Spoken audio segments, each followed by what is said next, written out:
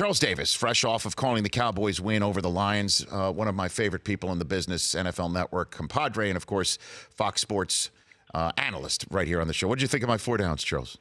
I liked your 4 downs. Thank you, and Charles. I also am very excited about hearing the possibilities to come back from Mahomes' nickname. Because what you said was it felt forced on you. It did. And I can't wait to see what people come up with, because this kid, he ought to generate a lot of potential nicknames. Now, Garoppolo, as we know, when they did the nickname contest, they couldn't use the winner. Because you remember what the winner was. I don't recall. I mean, Jimmy G is what people were calling him. Here it was. It was Jimmy G, starts with an S, ends with a T. So got it, Charles. Okay. Got it. That was like when I worked at Stanford years ago. Mm-hmm. They told me that when they changed the nickname, remember they were the Stanford Indians, and when they changed the nickname, they opened up to the student body, and the student body came back because they know the history of the school and Leland, Stanford, and the whole thing, and voted overwhelmingly for robber barons. We can't use that. No. The Stanford robber barons, that's good. I like it. So they end up with Cardinal. So I'm eager to hear that. But I like your 4 downs. And the Rams take, I can't wait. I mean, we're just having so much fun watching what they're doing unless you're playing them. If you don't have a dog in the fight, they are a blast to watch. And I'm going to stop right here, Rich, but it's something that I've really been contemplating, and I'm asking a lot of people. They did almost nothing preseason with their first unit. Goff didn't make any throws. He's a third-year quarterback. And what's always been the paradigm?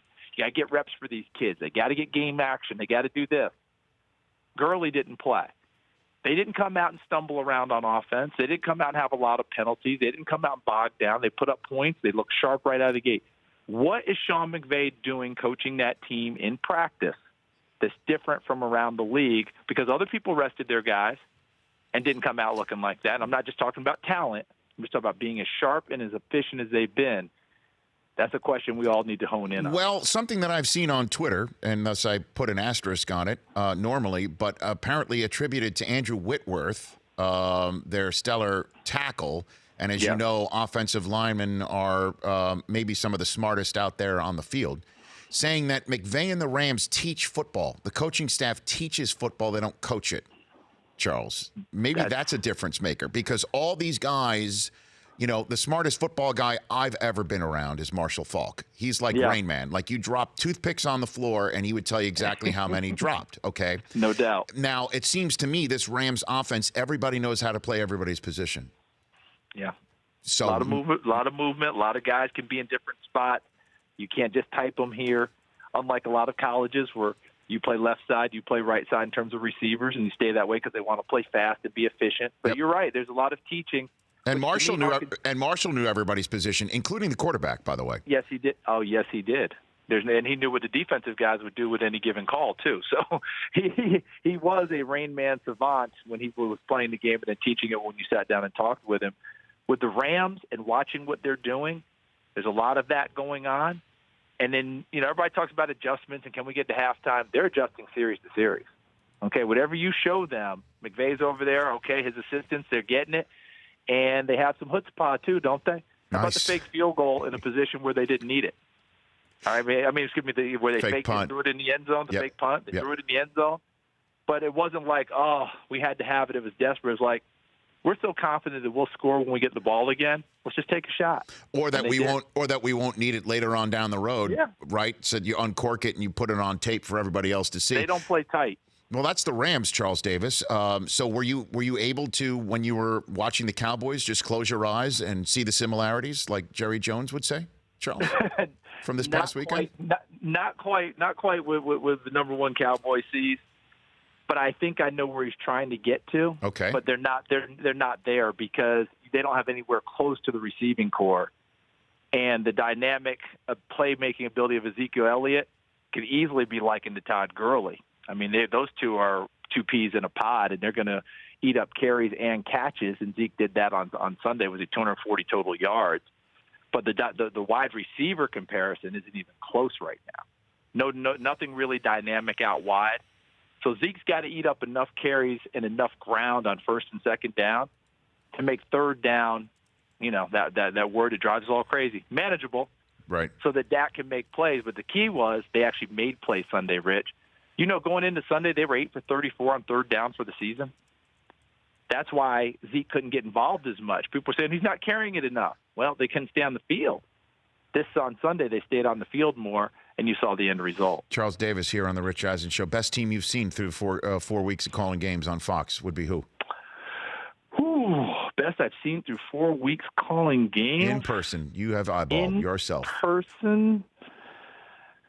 Man, I thought it would be Minnesota and Green Bay, and I kind of have to stick there even though they've struggled a little bit right now because Cowboys winning Sunday against Detroit, is a good win for them. I saw San Francisco.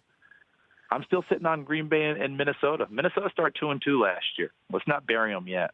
Who do you have this week? I've got Carolina hosting the Giants. That's big, dude. And what's happening in New York right now. Yeah, I've got Landon Collins coming up top of the next hour. Rich, I watched him on tape yesterday. And? He played. Okay, look, he's a guy that they're counting on to make a ton of game-changing type plays, knocking balls free, right, creating havoc, blitzing the quarterback. He's doing his part. Those numbers haven't come out yet, but they will at some point. But I'm telling you, that guy was all over the field, especially second half against the Saints. I mean, the Giants hung in there as long as they could. Well, what are you seeing offensively out of the Giants here, who, by the way, after the Browns just cracked the 40-point barrier, the Giants now have the longest streak in the NFL without a 30-point game, now with 36. And the concept, this is a big conversation about whether they stuck with Eli too long. Where do you stand on that subject so far, Charles?